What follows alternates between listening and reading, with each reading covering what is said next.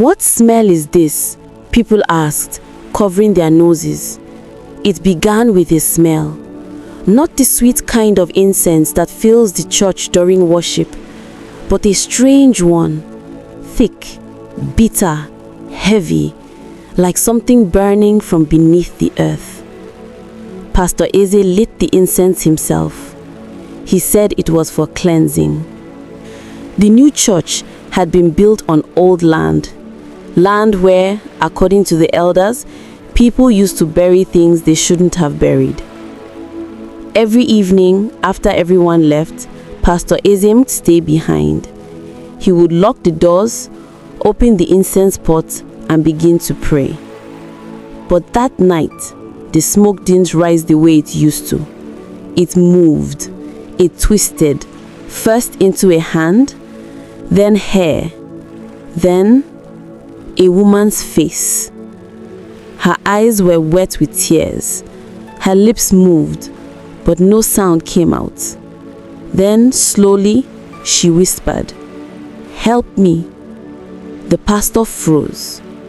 He tried to shout Holy Ghost fire, but the words got stuck in his throat. The woman's face began to fade, and just before she vanished, she whispered again, "They buried me beneath your altar." The next morning, Pastor Eze came early. The church looked normal, the choir rehearsing, the ushers cleaning, but his spirit wasn't at peace.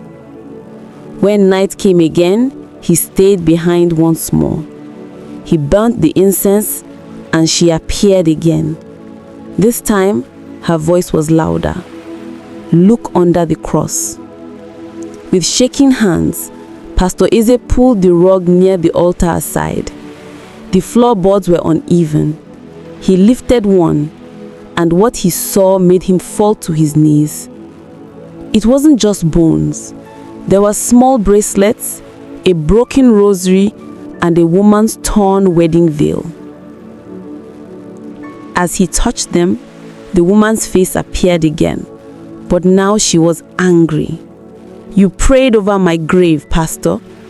You built your church on my blood." Terrified, Pastor Eze ran to his mother's house that night.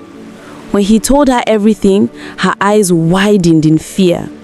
She whispered, "My son, before your father became a pastor, he was not a righteous man. That woman, she was his sin." Tears rolled down Pastor Eze's face. He had been cleansing the church, not knowing he was calling his father's victim back from the dead. That night, he didn't like the incense again, but the smell, it still came. And whenever the church doors closed, people said they saw a woman's shadow dancing in the smoke, weeping, whispering.